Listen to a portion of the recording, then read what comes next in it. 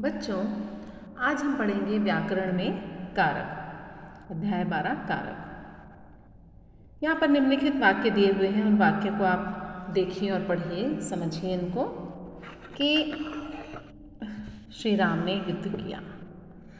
श्री राम ने रावण को बाण से मारा। श्री राम ने सीता को प्राप्त करने के लिए रावण को मारा। श्री राम ने तरकश से बाण निकाला। श्री राम का बाण रावण को जा लगा। युद्ध में रावण का अंत हुआ।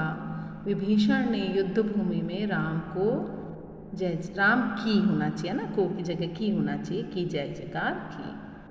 तो आप यहाँ पर रंगीन जो है शब्दों को देख रहे हैं कि ने, को, से, को, में, का, ने, में। ठीक है, ये आपने देखा, ये जो रंगीन इसमें अक्षर है, रंगीन शब्द हैं। तो उपयुक्त वाक्यों में ने, को, से, के लिए, का, में और ये की है ना, जो रंगीन है, ये आप देखें तो इन शब्दों का प्रयोग हुआ है। यदि हम इन विशेष शब्दों को हटा दें, यदि हम जो विशेष शब्द हैं इनको हम हटा दें तो हमें वाक्यों के अर्थ ठीक से समझ ही नहीं आएंगे और वाक्य अधूरे से लगेंगे। जैसे रावण युद्ध किया, श्री राम रावण बाण से मारा। श्री राम सीता प्राप्त करने के लिए रावण को मारा। श्री राम तरकश बाण निकाला। श्री राम का बाण रावण जा लगा। युद्ध रावण अंत हुआ। तो है ना, आप देख रहे हैं जब ये बीच में ये कारक चिन्ह नहीं है तो ये हमको इन वाक्यों का अर्थ अच्छी तरह समझ में नहीं आ रहा है और ये वाक्य अधूरे से प्रतीत हो रहे हैं। ठीक है, वाक्यों का अर्थ भली प्रकार से जानने के लिए आवश्यक है कि इन शब्दों का प्रयोग किया जाए। ये सभी शब्द कारकों के चिन्ह हैं। इन्हें कारकों की विभक्तियां या परसर्ग कहते हैं। जो ये चिन्ह है ना, कारक चिन्ह, इनको हम दूसरे शब्दों में विभक्ति या परसर्ग भी कह सकते हैं। वाक्यों में इनके प्रयोग से सभी शब्दों का परस्पर संबंध ज्ञान हो जाता है ना।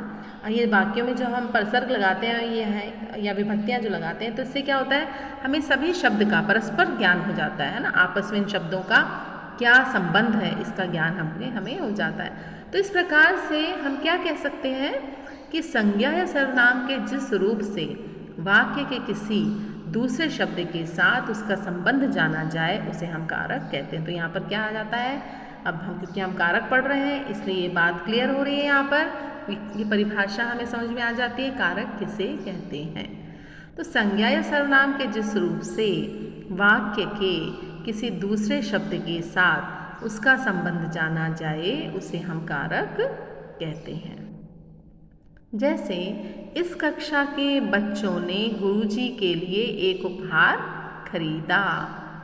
तो इन वाक्यों में के, से, के लिए है ना, ये कारक चिन्ह है।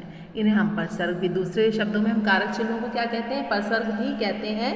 तो ये क्वेश्चन हो सकता है, क्वेश्चन बन जाता है कि कारक चिन्हों को हम और क्या कहते हैं, तो कारक चिन्हों को हम परसर्ग भी कहते हैं। अब कारक के भेद, तो कारक के कितने भेद हैं, 8 भेद हैं कारक के। कर्ता कारक, कर्म कारक, करण कारक, संप्रदान कारक, अपादान कारक, संबंध कारण, अधिकरण कारक और संबोधन कारक, 8 भेद हैं। तो इसको कैसे, इनको हम इनके साथ कैसे याद करेंगे, देखो विभक्ति चिन्हों के साथ हमें इन्हें याद करना है कि कर्ता ने, ये विभक्ति चिन्ह है ना या परसर्ग है, देखो कर्ता ने कर्म को करण से के द्वारा होता है ना, के द्वारा लिखा है तो इसमें करण से और से के बाद के द्वारा भी आता है। संप्रदान के लिए को अपादान से, तो यहाँ आपने देखा होगा करण कारक का विभक्ति चिन्ह भी से है और अपादान का विभक्ति चिन्ह भी से है, लेकिन आगे क्या दिया हुआ है, अलग होना, है ना। तो हम आगे इसका अंतर समझेंगे कि दोनों का विभक्ति, क्योंकि बच्चों के मन में प्रश्न उठता है कि भाई दोनों का विभक्ति चिन्ह अगर से आ गया, हमसे पूछा गया कि आप ये कौन सा कारक है ना, तो हम कैसे बताएंगे, क्योंकि दोनों का विभक्ति चिन्ह से है, कैसे अंदाजा, कैसे पता करेंगे, तो दोनों अलग है ना। तो से जो अपादान का से है वो पृथक अलग होने के भाव में है। फिर संबंध कारक का, के, की, रारे रे, अधिकरण कारक में पर और संबोधन हे रे अरे। अब हम इसको विस्तार से जानेंगे। कर्ता कारक क्या, कर्ता जैसे नाम से ही प्रतीत हो रहा है, आप समझते हैं, कर्ता मीन्स करने वाला। तो कर्ता का अर्थ होता है करने वाला, अर्थात संज्ञा सर्वनाम के जिस रूप से क्रिया के करने वाले का बोध हो, है ना, क्रिया करने वाले के, ये क्रिया कौन कर रहा है उसका बोध हो, उसे हम कर्ता कारक कहते हैं। जैसे सुमन ने चित्र बनाया, चित्र बनाने की क्रिया की, लेकिन कर्ता कौन है यहाँ पर, सुमन है। रमेश पढ़ता है, अब रमेश पढ़ता है, यहाँ पर विभक्ति चिन्ह का लोप है, विभक्ति चिन्ह नहीं है, आप कैसे पता लगाएंगे, तो भाई कर्ता कारक क्या होता है, कर्ता कारक होता है कि संज्ञा सर्वनाम के जिस रूप से क्रिया करने वाले का बोध होता है वो कर्ता होता है ना, कर्ता यानी करने वाला, क्रिया करने वाला। तो यहाँ पर पढ़ता क्रिया है और क्रिया कर कौन रहा है, रमेश कर रहा है, इसलिए अगर यहाँ पर विभक्ति चिन्ह का लोप है, परसर्ग नहीं है, तब भी हम ये पता लगा सकते हैं, हमें तब भी पता चल जाएगा कि ये कर्ता कारक है, ठीक है ना, क्योंकि करने की क्रिया, पढ़ने की क्रिया कौन कर रहा है, रमेश कर रहा है, तो कर्ता रमेश है, इसलिए ये कर्ता कारक है। दूसरा है कर्म कारक, तो कर्म यानी कर्ता जो क्रिया करता है उसका फल जिस पर पड़ता है वो कर्म होता है, तो वह कर्म कारक कहलाता है। क्रिया के कार्य का फल जिस पर पड़ता है वह कर्म कारक कहलाता है। जैसे, और कर्म कारक का विभक्ति चिन्ह है को, जैसे सुमन ने अभय को बुलाया, तो हम क्या या किसे करके जब हम उत्तर मांगते हैं तो जो उत्तर हमें मिलता है वो कर्म होता है। तो उसी प्रकार से कि सुमन ने किसे बुलाया, तो अभय को बुलाया, तो यहाँ पर और वैसे भी विभक्ति चिन्ह है, और आपको अगर पता होंगे कि किस कारक का कौन सा विभक्ति चिन्ह है तो आप आराम से समझ जाएंगे। और कर्म कारक क्या होता है कि क्रिया के कार्य का फल जिस पर पड़ता है वो कर्म होता है। तो सुमन ने अभय को बुलाया, किसे बुलाया, अभय को बुलाया।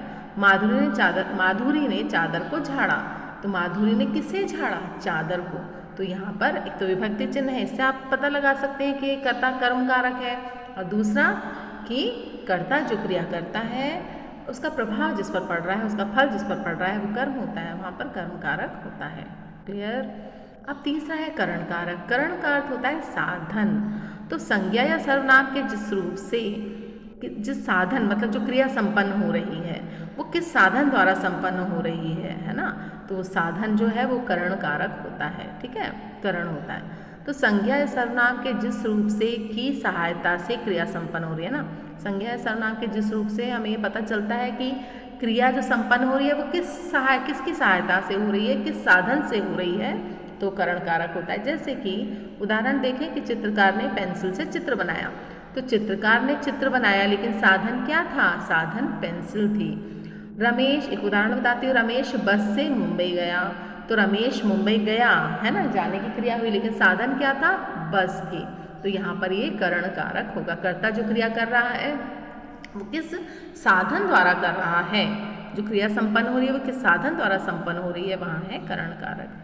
संप्रदान कारक, संप्रदान का अर्थ होता है देना, है ना, कर्ता के द्वारा जिसके लिए कुछ किया जाए या दिया जाए, है ना, उसे संप्रदान कारक कहते हैं। संप्रदान का अर्थ वैसे क्या होता है, साधारण शब्दों में देना होता है, तो कर्ता के द्वारा जिसके लिए कुछ किया जाए या फिर दिया जाए, वहाँ पर संप्रदान कारक होता है। जैसे द्रविड़ ने भारत को जीत दिलाई, देने का भाव है ना, जीत दिलाई, तो यहाँ पर संप्रदान कारक है।